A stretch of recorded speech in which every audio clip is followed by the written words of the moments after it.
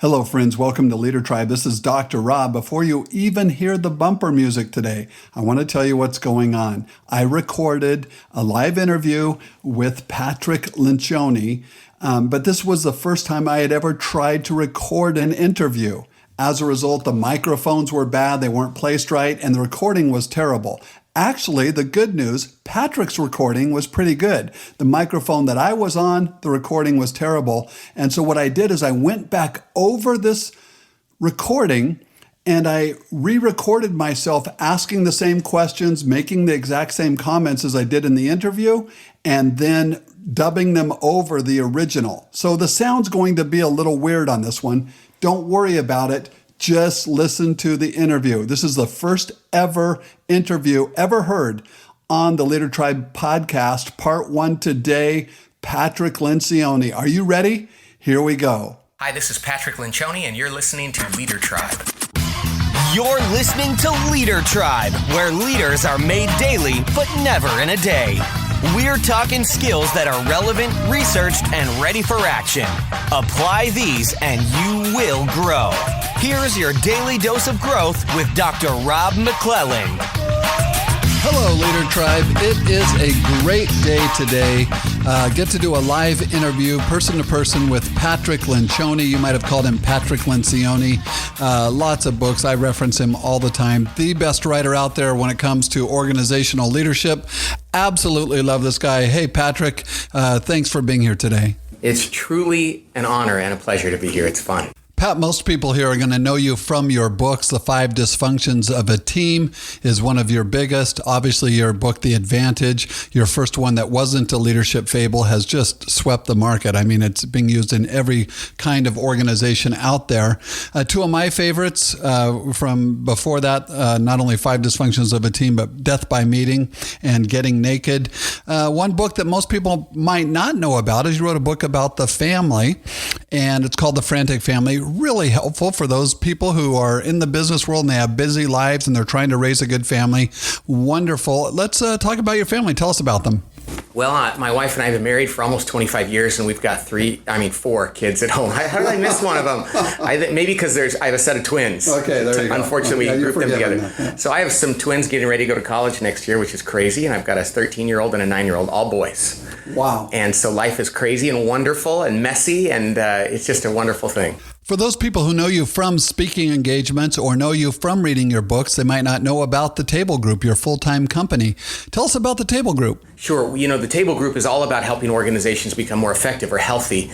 And we do that through teamwork and through clarity and working with executive teams in all different kind of industries. We've got 30 consultants around the world that do our stuff. And so that's what we do. A lot of people think I just write and give speeches, but I do a lot of consulting and I manage the team, and we have all kinds of different products to help people implement this in their organizations. And we just literally love to help. We don't do a lot of selling, and we're not about ourselves. We really like to champion the organizations we work with, but that's what we do. And there's 9 of us in our headquarter office, and most of us have worked there for 15 years or more, and it's like a big family.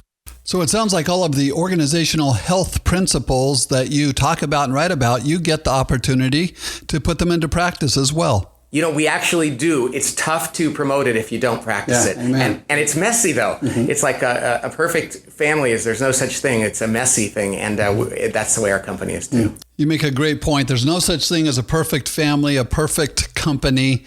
And if it is perfect, we shouldn't join it. It wouldn't be perfect anymore. Appreciate that. Hey, just as a reminder for everyone, one of the things that we try to do here at Leader Tribe is talk to some great leaders and ask them to be really vulnerable with us. Now, Patrick, you're the king of vulnerability.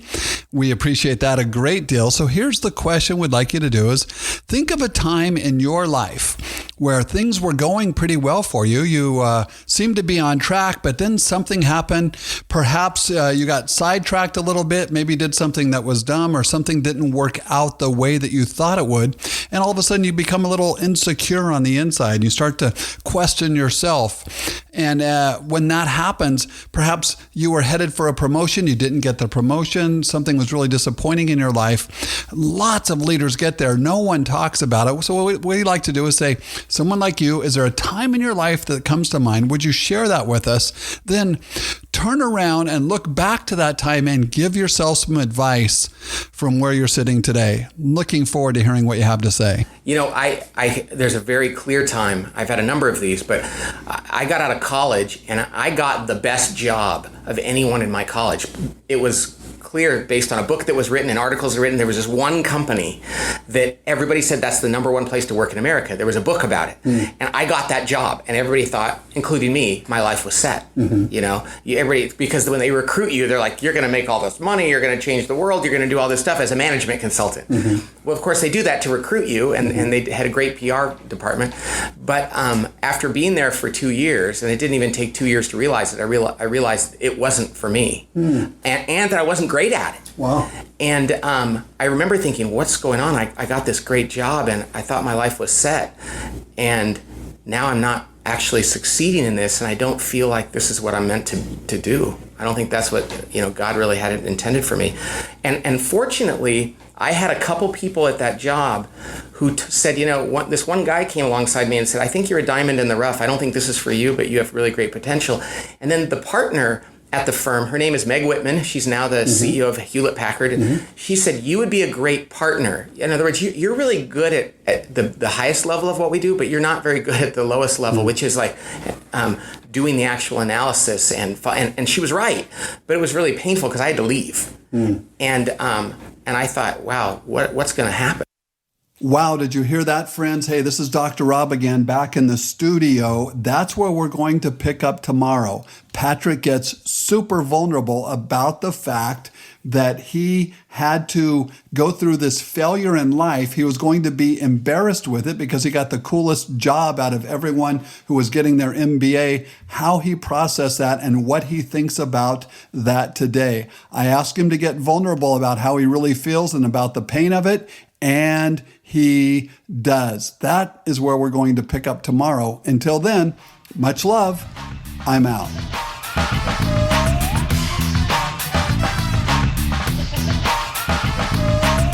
Hey, Leader Tribers, if you were listening yesterday, you know that we are broadcasting for the first time ever in the history of Leader Tribe. After 400 episodes, we are broadcasting an interview.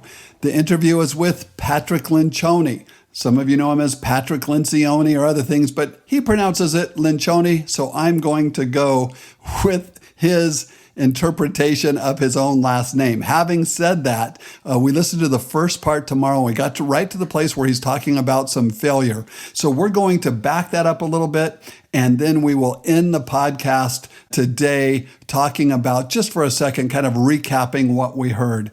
How fantastic is this? We have an opportunity to hear from the man himself. So without further ado, I'm going to ask Mr. Nicholas. He is, in fact, my sound guy who puts all this together for me, to go ahead and play the bumper music again and then get right into that podcast where it left off. Now, as I told you yesterday, this is a remix. It's a redubbed version because I didn't know what I was doing when I was recording this podcast. And so if the sound isn't good, please note, this was not Mr. Nicholas. Nicholas is awesome sound engineer.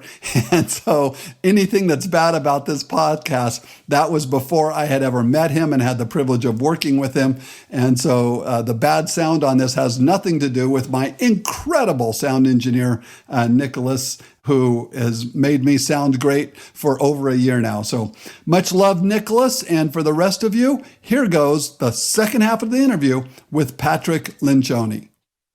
This one guy came alongside me and said, I think you're a diamond in the rough. I don't think this is for you, but you have really great potential. And then the partner at the firm, her name is Meg Whitman. She's now the CEO of Hewlett Packard. She said, you would be a great partner. In other words, you're really good at the highest level of what we do, but you're not very good at the lowest level, which is like doing the actual analysis. And she was right, but it was really painful because I had to leave. And I thought, wow, what's going to happen? What was the internal discussion when you faced the pain of that situation? Well, you know what it was? It was pride. And it was like other people knew I had landed at this firm, and it was a very competitive situation and very much kind of a privilege to work there. And to leave there meant that I was no longer on the trajectory I thought I was, at least not the way the world saw it. And so I had to struggle, but I struggled with a sense of passion. I remember I went and did the Myers-Briggs, and I figured out what I love to do, and I did that book, What Color is My Parachute? And I said, I really like organizational stuff. I like the human side of business, but there was no career path that was clear. And so everybody was like, what are you doing now? And there weren't very impressive answers. And the problem was, if I was living for what other people thought of me in my career, I was never going to do the things I needed to do. So interestingly enough, I took a job at a company called Oracle, which nobody knew what that was, which was not a great place to work, but that's how I got into organizational work. Okay. And then I went to work at another company, and then I got to another place where I got confused because I became a vice president, and my dad, God rest his soul, was so proud of me. I had good benefits. I made better money than he did, and he was really proud of me. But then I said, this isn't for me either. I wanted to start my own consulting firm so I could work with other companies. And he was like, but you have benefits, and you're a vice president, and it looks really good. And I said, I know, but Dad, I have to do this, and I have to take these people with me to do this. And so we restarted again. And, both of those moments where I got to a point of frustration and I had to walk away from what the world said was the smartest decision, but do something that I thought was my passion that God put me on earth to do. Those were the two most important parts of my life. And yet it was turning away from pride and really pursuing what made sense for me, not for the world. And so the advice I have for others is, boy, do not define your career, your success, your contribution based on what the world tells you to do, because that's a slowly diminishing marginal returns. Really figure out what you're put here to do and pursue that. And the joy that comes out of that is better than anything. Well, Patrick, I just want to thank you for that level of authenticity with our listeners. Really incredible that you would share that. Thanks for your transparency. So you're at this place in life now. You're leaving Bain. Anybody else would have died to get that job, and now you're walking away from it.